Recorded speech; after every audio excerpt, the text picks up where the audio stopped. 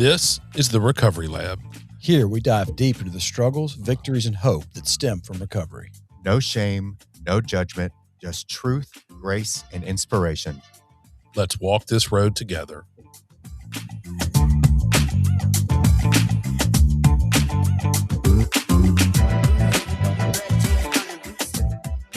All right, welcome to the Recovery Lab, everyone. My name is Daniel Anderson. I'm David Sugg. I'm Brynn Knox. I feel like we've done this before. Yeah, we did. Yeah, so I just completely blew the intro here at the beginning this first time. It's been a long day. It's been a great day, but it's been a long day. And I did this whole long spiel about how I know Darryl and from the meeting that I go to. And it was just this big grand thing talking about me and highlighting me and how I got sober. You know what? We're just going to jump right into it. We have Darryl Brown with us tonight. He's in Dallas. I've known him from a morning Zoom meeting that I personally attend. He's an incredible person. So without further ado, Darryl Brown, would you please say hello? Good evening. I'm so glad to be here. I'm Darryl and I'm an alcoholic, and I've been sober, thankfully, for the last 37 and a half years, since 11/1/88, and for that I will be forever grateful. Welcome. Thanks for joining us today, Darryl. Sure. Yeah. It's I really want to thank you because every day I kind of wake up and there are some days that I'll wake up and I'll say, wow, I can't wait for this day to get going. I can't wait to get moving on this day. And then there are other days when I wake up with a what's in it for me? What's in it for me today? And that's why I get on.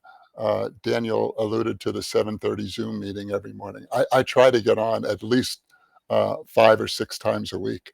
I love starting my day like that because I need to do something to connect with a power greater than myself. I need to connect with other people. Right. I need to connect. I need to hear what their stories are, how they're doing, and not think so much about me, because I'm an expert at that. I really am. Me too.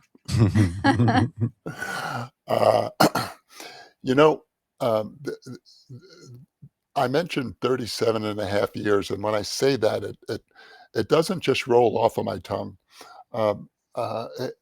I got sober at 35, and I thank God that I did, because the life I've had due to Alcoholics Anonymous and people like Daniel and everyone who I've come up against along the way, they've all been my teachers. Every one of them have been my teachers. I try to learn from everybody because I spent those first 35 years wrapped up in who I was and really wrapped up in what you thought of me. Mm-hmm. Where did you grow up? I'm a New Yorker. Okay. In Dallas, Texas now. I've been in Dallas for 30 years, but I'm not a Texan. I will be forever a New Yorker. I don't think I have the New York snobbery though. I don't think I have that.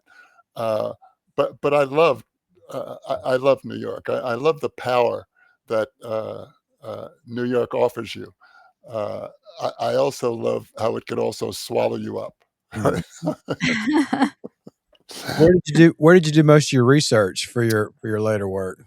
On 54th. Most of the research for my line of work. Yeah. When you say research, I think I think more about where I did a lot of my my partying, which was on 50th. Yeah, that's what I want to know. Yeah. We're on the same page here. Yeah. Okay. Well, I want to say 54th and 6th. I worked for ABC for 30 years, and What'd you do for ABC? I was the executive vice president of the ABC radio network. So we dealt with news and sports and morning shows and ESPN radio. I was really pretty pretty fortunate to have a dream job, but that dream job wouldn't have been. It quickly turned into a nightmare because I got into that New York, the New York. I would say nightlife, but it started at lunch. So, um, part of my story is being almost famous, right?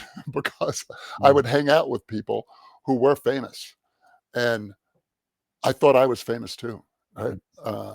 They didn't have to go back to work, but I did. Anyway, that I'll get more into that later.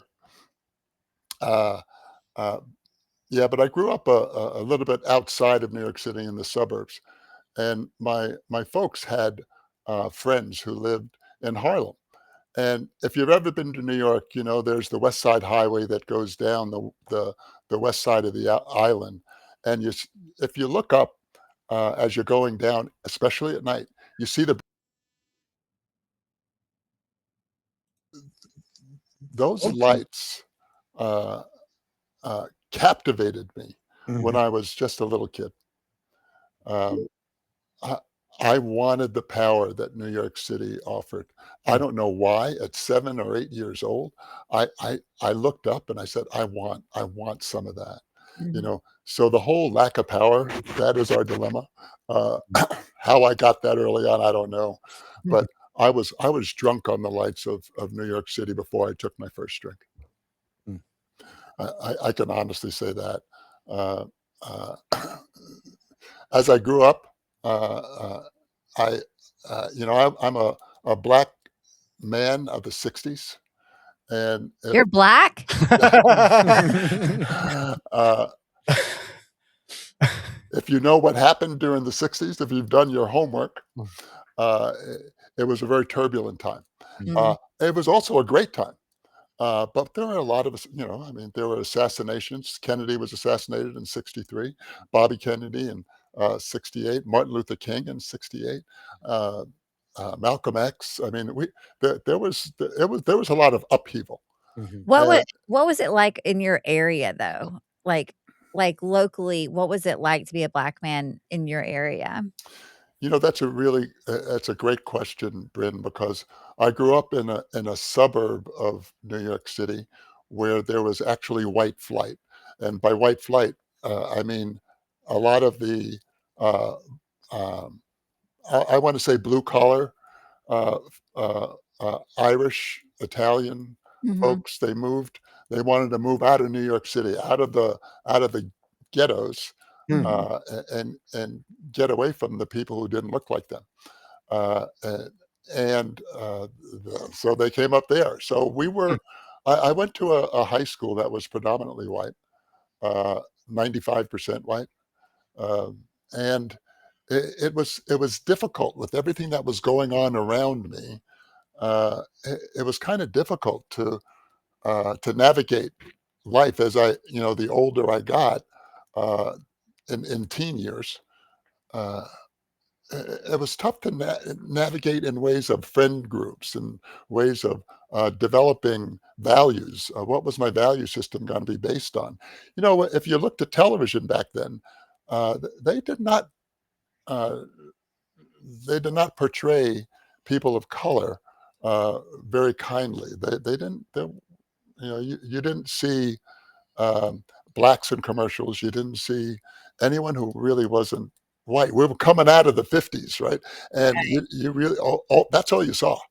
Um, and when you did see a black person, it was it was more minstrel type, more entertainment type folks. And uh, so the idea of what was going on during the civil rights movement um, was big for me. I was 15 in 1968, so you can imagine at 15 what you were doing at 14, 15 years of Mm. age. You were really starting to come into who you wanted to be or who you can identify with. So when I got to see the civil rights movement portrayed on television, uh, it wasn't a pretty sight. Dogs and beatings and things like that. It's like that was hard for me to digest. And being in a school that was predominantly white, it was how was I going to be, right? How was I going to carry myself? Mm. And that's when I first started drinking, Mhm. right? I mean, the drinking part really was my escape from who they thought I was. So I really felt like I had to prove myself. I had to prove myself. I had to prove that I was better than them. I had to show them that I was smarter.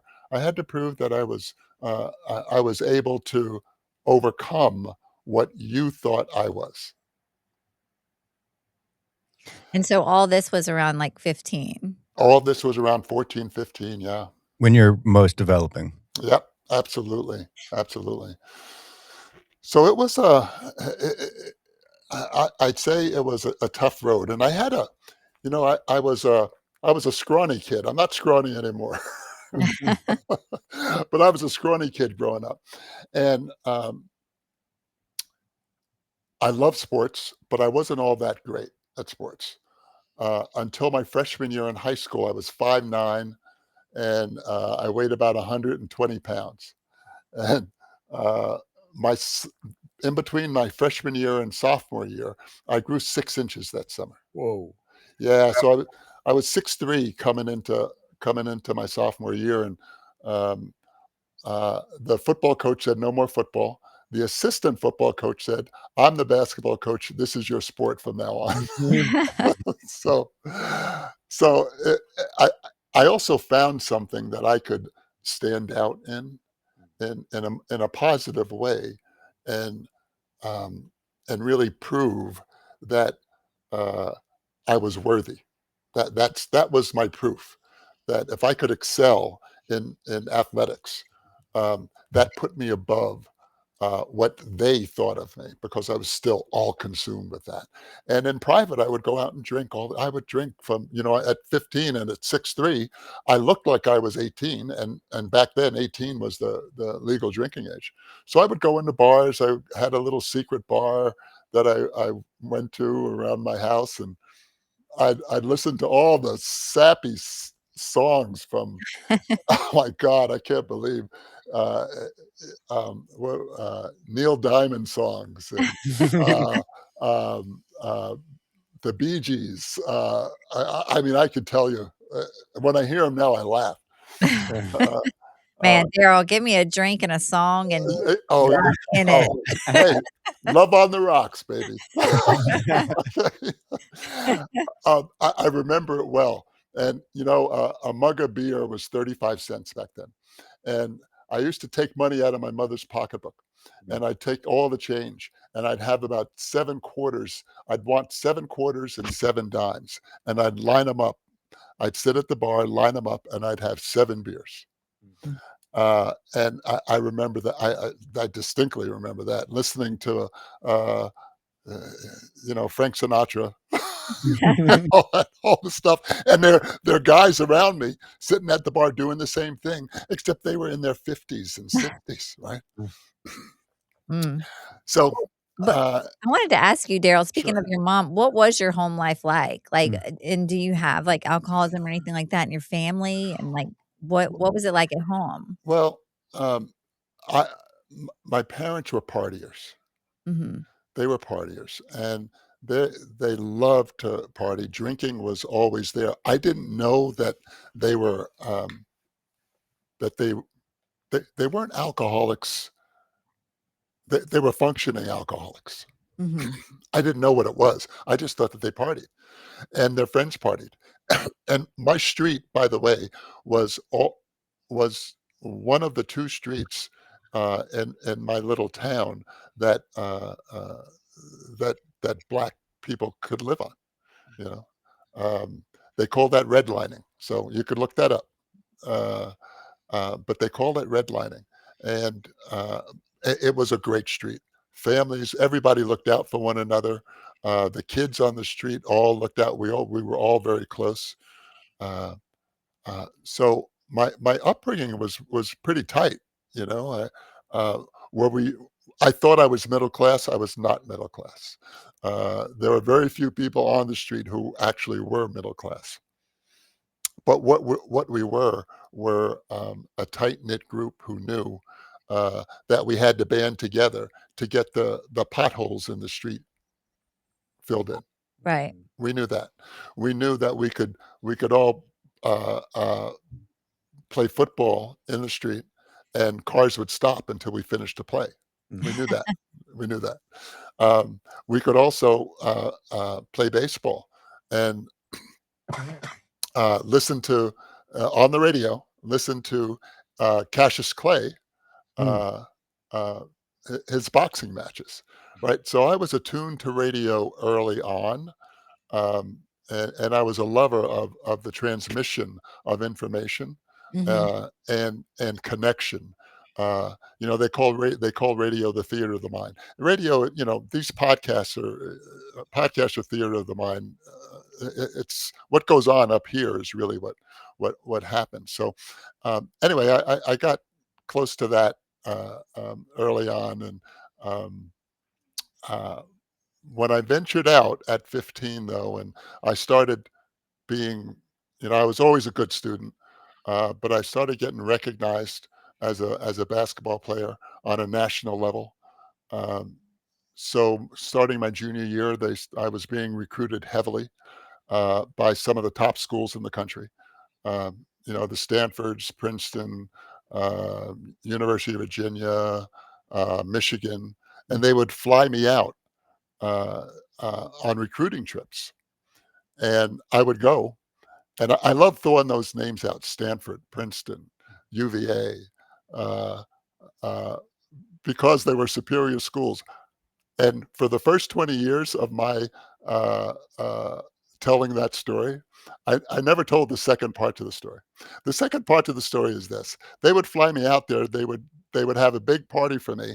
I would get drunk, and no one ever called me back. That's the story of my life. So that's the real story, Uh, uh, but it took 20 years to tell the rest of the story, right? Because I still cared very much about what you thought of me. I didn't realize that until, oh my God, I'm still holding on to that stuff. Wow. So yeah, that was a good realization for me. So yeah, I was smart. I was athletic. I got the two schools that were most interested in me were Princeton and Fordham University. Mainly because they were both in the metropolitan area, and I didn't have to stay overnight there, so I didn't get drunk. I didn't get drunk there. So they're the ones who really called me back. Fordham University is a New York Jesuit school, and it is. I didn't even know what a Jesuit was back then. I wasn't Catholic. I wasn't religious, but I did know that they played basketball in Madison Square Garden. And Madison Square Garden, for those of you who don't know, they call it the Mecca of stadiums, of basketball stadiums in America. They call it the Mecca. They say if you score there, and if you can show your stuff there, it's quite an achievement. Let me just say that. So I was being recruited, and I went to a Fordham game there, and they played Notre Dame, and they were ranked number 5th in the country, and they beat them. They were on the news, and when you're on the news in New York City, you got millions of people watching, and I wanted some of that. So now let's go back to that 7 or 8-year-old, and that thirst for power. Yeah. Right? I wanted some of that. So I chose Fordham University. It was pretty easy, really. So I went down to school there, and I soon realized that I wasn't the only good basketball player. And my freshman year, I actually got my ass kicked. And I was wondering if I had made the right decision. I almost quit. The assistant coach talked me into staying. And first of all, remember, I wasn't feeling particularly good about myself, period, which is why I drank all the time. The drinking escalated when I got to college. Were you a good student? Yes, yes, I was National Honor Society, 90 plus average, coming out of high school. So that's why the schools that were recruiting me they said, oh, here's a kid who can play basketball and he has a 90 plus average. Oh my Right. God. Uh, uh, uh, they just they didn't investigate the drinking part. Yeah, didn't like that. Yeah, yeah, yeah. Then there was that. But um, yeah, so I had these things, and I knew how to play the game. I knew how to put mask after mask after mask on. I knew how to play the game. I knew what you wanted me to be. I knew what you. I felt comfortable in who you thought I was. So I had that mask on quite a bit. I really did. Um, but behind it all was this frightened little kid who was afraid to be found out, and so my level of self-esteem was like, you wouldn't know it. You would never know it. Uh, because I was, like I say, I was a really good student. I was a really good athlete. My freshman year, I almost left, but when I stayed, I buckled down. I still drank, by the way. Uh, what happened was I was afraid to fail. And my sophomore year, all of a sudden, once again, I grew another inch or so, and put on some weight, and I started having the kind of career that they thought I'd have. So, all through college, I had a really good college career, and I played in Madison Square Garden a number of times. I got my dream. Um, I, I I did some really good things and had some really great success. Uh, but I never remembered what happened after we would win these games because I'd go out and get completely plastered, Hmm. completely. So it the event was not. Uh, I never enjoyed it. I never enjoyed it because I couldn't wait to get to the drink. Yeah. Yeah, yeah, yeah. That was a lesson. Mhm. Isn't that so interesting? That here you are playing in Madison Square Garden, like dreams are true. They've come true, and yet it didn't fix it. You know what I mean? It didn't like fix that thing. Exactly. It didn't even touch it, Mm, right? It really didn't. Um, uh, Mainly because all it really did was set the bar higher for what I had to do next, mm, right? How was I going to top that? How was I going to top hitting a shot with 8 seconds left to beat a Notre Dame team, right? How was I going to top that? How was I going to top doing all the things that I did? Um, uh, because that was the only way that I thought that people would accept me. So, so I got pretty good, and I got drafted by the Boston Celtics. Mm. And all of a sudden, I'm up in Boston, and the same crap happened all over again. Hmm. I can't believe it was following me. I got there, and I said, "What the hell am I doing here? I used to watch these guys on TV. What am I doing here?" And those guys, I had a horrible, horrible first year trying out for the team. Not It wasn't horrible. It was just, we're driven by 100 forms of fear. I had 1,000 forms of fear when I Mm. got up to the Celtics camp, and I didn't play well. You can't perform when you're. Hmm. Uh, and I got cut early that first year, and I went over to Sweden. I went over to Scandinavia, and I played ball over there, and I worked on my game. I got even bigger, stronger, and worked on my outside game, and came back to Boston and played real hard this time, and they couldn't believe I was the same player, uh, but I was the same guy. I would I would excel on the court, and I could not wait to get out at night. Oh my God, I could not wait to get out at night and drink as many beers as I could. Well, that's not true. That's not true. I did a lot of controlled drinking that second tryout year because I knew I was close to making it. But controlled drinking, oh my God, that's the only time I ever did that.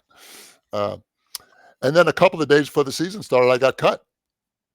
They said, you know what, we're making a trade for this all-star forward, and you're the last guy. And I'm sorry, but we can't use you. And I was devastated, devastated. That's got to be Yeah, heartbreaking. yeah, I was devastated because I had worked my butt off, and I thought that if you worked your butt off, you were supposed to get what you wanted, Mm-hmm. right? And it wasn't going to happen. So I really got soured on professional sports then. They asked me to come back again. I said no. I've had enough, and I went back to grad school and um, uh, played some semi-pro ball and got paid $150 a game, paid for incidentals, and and all the while I was still trying to measure up, and all the while I was still trying to be somebody that you would accept. Uh, um, I got out of, I finished all of that up in 2 years, and I started working at ABC shortly thereafter. Uh, I got my job through a great Fordham alumnus. I love that school, by the way. A Jesuit education is the motto is men and women for others, right? And Saint Ignatius was all about that. And when you think about AA and what we're based on, it's really based on a lot of the same themes. So I think my higher power was looking out for me way back then, Hmm. right? I think that I was getting direction, good orderly direction, way back then, even though I didn't know it. Um, so yeah, yeah. So I started working for ABC, and again, I thought I was in New York City. I was in the Mecca. I was right in the thick of it all. Uh, I started hanging out with the stars, and since I was tall and athletic looking, they thought I was a star too. That's why I say almost, almost. And really was a good, it was a good first few years. And I was not on air. I had an opportunity to do that. I just unfortunately, when you're trying to be on air, they want you to go out to Sheboygan and prove that you could do it there. Then they'll bring you to San Antonio, and then from San Antonio they'll bring you to Philadelphia, and then if you're good enough, they'll bring you to New York. Hmm. And I said, no, I'm not going to do that. And I really loved radio. I loved I love what it did. I love uh, what you could do. And I was in a low level management position. I had risen to a vice president pretty quickly, a low level vice president, uh, because I drank with vice presidents, and I played their game. Uh, but I drank all the time. Oh my God, I did things when I was drunk that I don't remember, that people told me about. Uh, that I'm not going to go into all of that now because trust me, it was embarrassing. And that is part of my story, uh, but it's a part that um, I don't often go into because uh, it, I think everybody has a drunkalog, Yeah. and I think everybody was suffering. We all share in that. You know, we could laugh at each other's drunkalog and try to play the top this game. I don't do that. I don't do that anymore because it serves no purpose. Uh, so trust me, I did my part. I qualify. Yeah. um, but after 9 years, my career stalled out, and I didn't know why. um, I didn't. I would go to a bar, uh, a restaurant, excuse me, on 54th and 7th, and I would go at lunch. I'd get there at 12:30, and there were days that I didn't go back to work. And they finally got tired of that, and they said, "You need to do something about this, or we're going to fire you." So I have a lot of love and respect for ABC for thinking enough of me to put me in a rehab and to give me a second chance. All right. So uh, I went into rehab for a year. Um, it was an outpatient rehab. I worked a few hours in the afternoon, but I did rehab in the mornings. And Dr. Pace, wherever you are, bless you. Because I heard the words that I needed to hear that first week, and he told me I was a high bottom drunk. I didn't know what a high bottom drunk was, but it sounded good. So, so I said thank you, and he told me that my liver was in decent shape. So I knew I'd make it, and I just started going to meetings and thank heavens I tried to stay California sober for the first month, right? And finally, a friend of mine, excuse me, he looked at me as I was smoking a joint and he said, "Hey man, I don't think you're supposed to do that either." Yeah. So I moved my sobriety date from September 23rd to November 1st because that was around the time that I think he told me that. Yeah.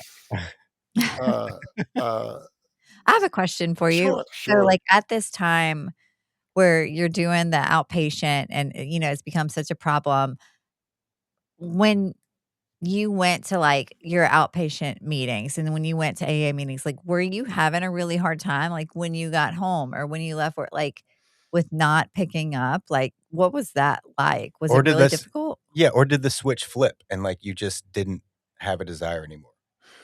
Here's where my ego-driven personality really kept me sober. I know I had to make it. I had to make it. I needed that job. That job was all I had. That was my girlfriend had walked out on me. Um, I was 35 years old, and I couldn't. To say that I couldn't keep a job would have been devastating.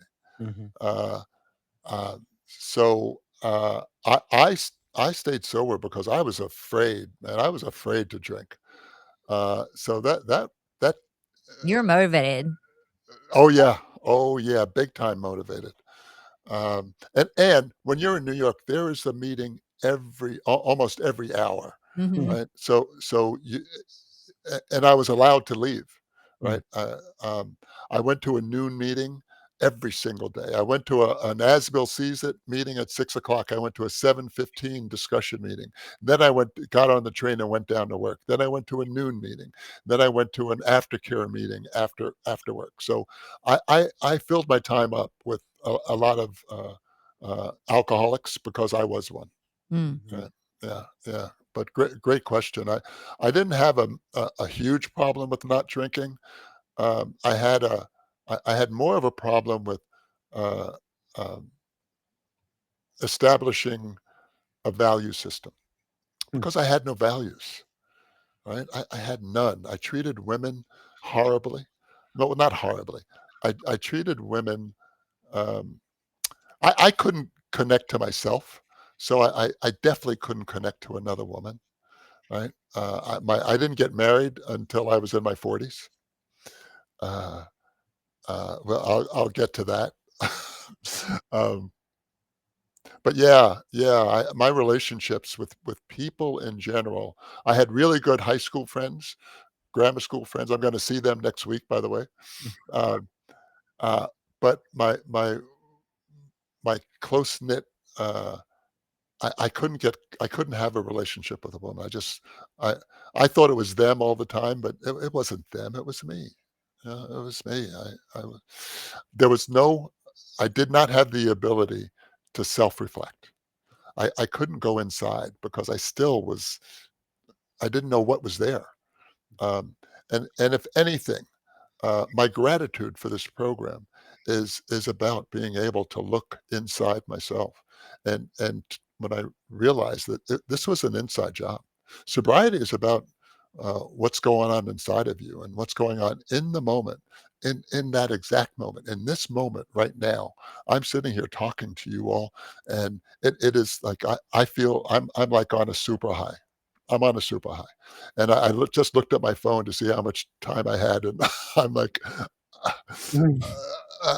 uh, anyway, uh, yeah, I was able to look inside of myself. That the program said that, you know, I learned after about 5 years that unless I get inside and start developing, uh, uh, start looking at the kind of man I wanted to be, which goes back to the value system, um, and ask for help. I needed to ask for help, right? And I really didn't ask for help. I didn't have an honest to goodness sponsor until I was maybe 8 years sober. Oh, wow. Whoa. Mm. A sponsor, an honest to goodness sponsor. I had people I called sponsor, Mhm. Yeah. uh, but I didn't have people I called. So Yeah. I called him a sponsor, but I didn't really confide in him. I didn't call him and say, "Hey, listen, I'm about ready. I have this big job interview, and I'm getting ready to do this, and I'm nervous as hell." And Mhm. I didn't do any of that. I didn't know how much that would help me. um, so yeah, early on, I was a loner. I really was. Um, and at about, I guess, 7 years sober, if I got, yeah, no, about 6 years sober, I started to realize my aunt thought, um, I had a great aunt who thought that I since I wasn't married, that I was gay. Now, there's nothing wrong with being gay, but I wasn't, and she was, like, drilling me all the time about and I was like, "Yeah, Willie, I I'm good. I'm good. Don't worry about it. Don't worry about it." So, anyway, I started thinking that I could have a permanent relationship, but first I had to find out what was inside of me, and I started being monogamous, which I never knew what the word meant. I never knew that there was such a thing. Uh, I I've started. got a nickel for every man. I swear. Hey. I love that one. I love that one. Um, uh, There it is. yeah, there you go. There you go. There you go. That's what I wanted to hear. Um, eh, yeah, I didn't know that I didn't trust myself. It wasn't about them so much. I didn't trust me. I, Mm. Mm. uh, so anyway, I would always find something wrong with her, and then I'd take off to the next woman and whatnot. Uh, uh, so at about 7 years in, I said, "Look, I got to do something about who I am." And uh, in the 12 and 12, it talks about, the perfect ideal of who you want to be, and you look for someone who has that. Mm. The Uh, safe and sound. yeah, yeah, and I did, and I found her sitting across the room in an AA room, and uh, then we got together and got married, and we've been together for 30 years. Right. Wow. So Wow. yeah, yeah, yeah, yeah. We have two boys. I have a 24-year-old and 22-year-old just graduated from Morehouse College, and Nice. yeah, Congratulations. yeah. Thank you, thank you, thank you. I had them at 50, so you can imagine, Wow. right? But without this program, but before I had them, when I was in Sweden, I Sweden offered me two things. It offered me all the women in the world I could want, and all the booze in the Mm. world I could want. So I was in heaven there. I was in heaven, um, uh, uh, and had no, I had no moral problems with anything, anything. Mhm. Uh, So anyway, I have I did have a relationship with one girl uh, uh, for about a month, and we had a child, and that child, Sarah, she's 48 now. Mm. She is 6 feet tall. She Mm. is beautiful. But I didn't grow up with her, right? She grew up in Sweden. I grew up here. She now lives in Manhattan, sells real estate in Manhattan. I have a 9-year-old granddaughter. I've made so many amends to Sarah for being drunk the first 12 years of her life, uh, eh, that I couldn't connect with. I just couldn't do it. I didn't have it in me. And Yeah. if I didn't have it in me, I couldn't give it to her. Right. So that goes back to saying it's an inside job, right? Uh, uh, but the number one amend that I could make was she got to see me be a granddad, right? So I could be the best granddad I can to that 9-year-old, Mm. to little Lena. And she got to see that there's a different side of me than what she saw growing up. Uh, so God provided me with a living amend that I didn't know that was going to happen, Mhm. right? But to be aware that it was happening was the key, right? Sarah and I now have our relationship isn't rosy, but we work on it. We know we're working on it. We know we love each other, right? And she is the big sister to my 2 boys, Wow. right? She's the big sister. Uh, she came down to Andrew, the youngest, graduation last week, and it was so great to have my entire family there. It was, uh, if I hadn't gotten sober, I mean, I could have missed it all. Yeah. I could have missed it all, right? I want to hit on my real essence of the program, and that is really about my spirituality. I didn't know what spirituality was. I didn't know. I could talk about Saint Ignatius I could throw that name out and know that what it has to do with AA and what the basics are. But my wife calls me a heathen all the time because I know nothing about the Bible. Nothing. Um, but I've stayed close to my university. I've been on the board of trustees there for the last 10 years. So I've given back in ways that are meaningful, and mentoring young athletes there, and trying to show them that you go to school. You don't go to school for 4 years. You go for 40 years, right? You go for the 40 years after school, right? To be able to tell them that, to be a power of example, like. Um, uh, don't waste the time that you have here. Uh, so what a great opportunity that was for me to pay back what they gave me, right? It's um, and the payback is through God's gifts. My gift to God is to pay it back, right? Pay it back to be of service. That's what these steps are all about. These steps they're a great um, way to live. For me, the answer is always in the book. It's always in the book.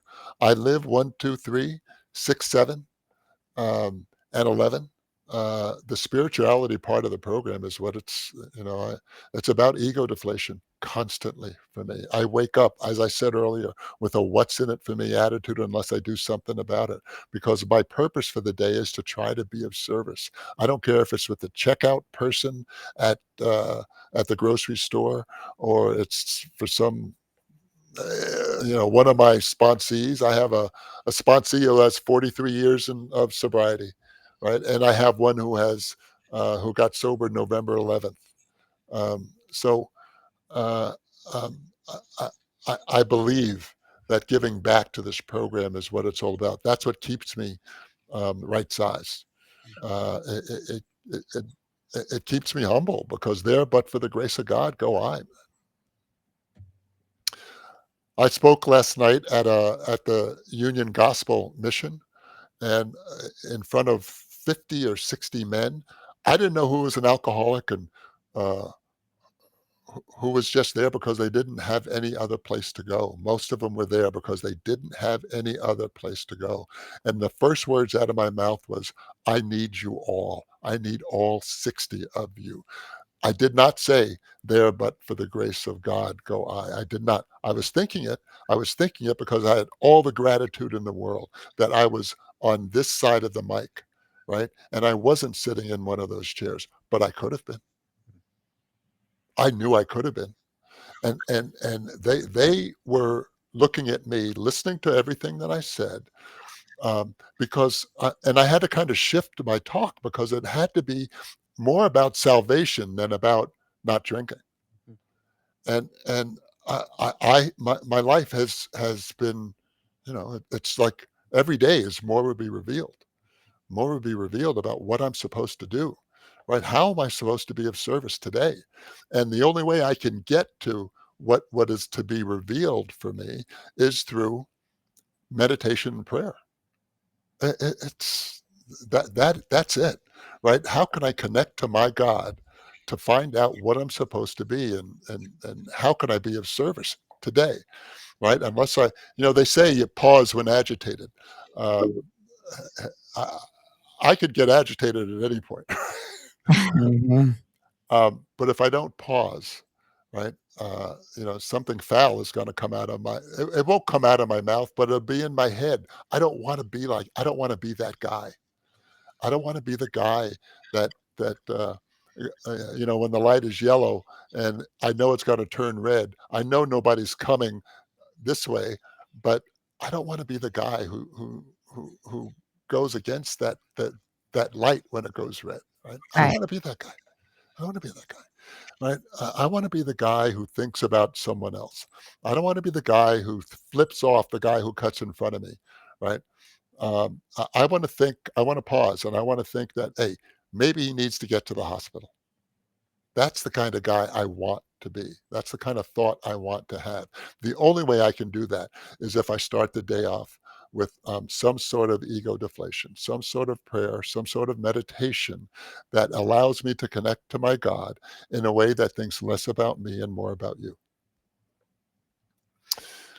I was fortunate enough to be on the selection committee for our newest president of Fordham University, Tanya Tetlow, and it's the first woman we've had. It's the first non-Jesuit we've had, and when she came to Dallas for her onboarding meeting, I had lunch with her, and she goes, "Do you mind if my uncle comes?" I said, "No, no problem."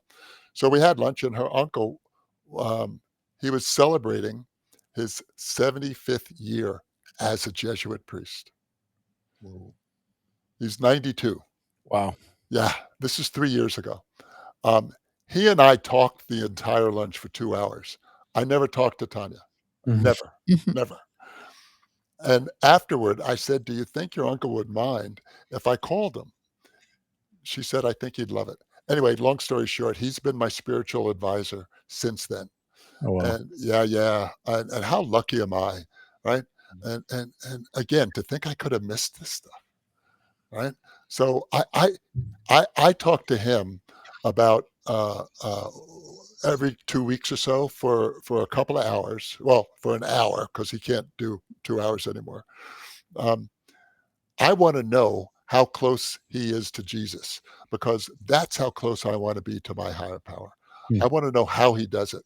I want to know how his faith is so strong that he knows Jesus is right next to him at all times. Right? I don't have that kind of faith. Right? The fact that my higher power put somebody in my life that I can learn from. How great is that? Man? How great is that? How lucky am I? Right? So not only do I have the wife of my dreams, I have the spiritual advisor who's looking out for me. I have a university that I could support. I have a church that asks me to do things that I have a leadership position at my church. I get to. I don't have to. I get to do things that I never thought I'd get to do. Right? I never thought that I would be able to contribute. I say I, I never thought I could turn around the gifts that God has bestowed upon me to help others. I never thought that because I was usually too busy thinking about me. So, Anyway, I don't know how much time we have. We got a few minutes. I got a question. What does your AA / your fellowship life look like now? Are you working with a lot of guys face to face? Do you get a lot of face to face meetings? I know Daniel was talking about an online meeting, and you talked about meeting some guys over, chit chatting with guys over the phone. But what's your daily life look like? Is it chock full with some face to face time, or is it more kind of internet bound, or what? Well, I do a lot. I think it's half and half, Okay. right? I do a lot of I'm starting to do more in-person meetings. I probably do about 3 a week, maybe. I have a fabulous men's meeting on Saturday mornings at 9 o'clock. That there are 60 men in this room, Mm. and the gut level sense of vulnerability that's in that room. I've never ever been in a room like that before. So that meeting I never miss. I have a 10, 11, 12 meeting on Sundays that I go to in person. I'll usually hit one other in-person meeting during the week. Mhm. But I am relentless about my 7:30 Zoom meeting. There's also a 6:30 Zoom meeting that I go to occasionally. Um, and that's about it. And I play a lot of golf, Yeah. right? I play a lot of golf during the day. Golf is a lot like my AA. Golf is my AA because it's all in my head. Right? When I get consumed with golf, it's all in my head, and I'm a crappy golfer. Right? I need to get out of my head. It's out of my head when I'm playing golf because it's dangerous in there, man. It's dangerous. It's the same thing with AA, boy. I stay out of that neighborhood because it gets dangerous in there, right? That's why I branch out. That's why I talk to other people. That's why I have a lot of sponsees, um, and that's why I'm vigilant about my weekend meetings and my 1 or 2 meetings during the week. Cool. Awesome. Man, Darryl, thank you so much. I know this is, it's late for everybody, and you were willing to come in here late and talk with us, and thank you for telling your story. I Mhm. have just one more question. Sure. So with a lot of folks, you were fortunate in that you had no relapses in your story. And for someone like me, who that was not the case, did you?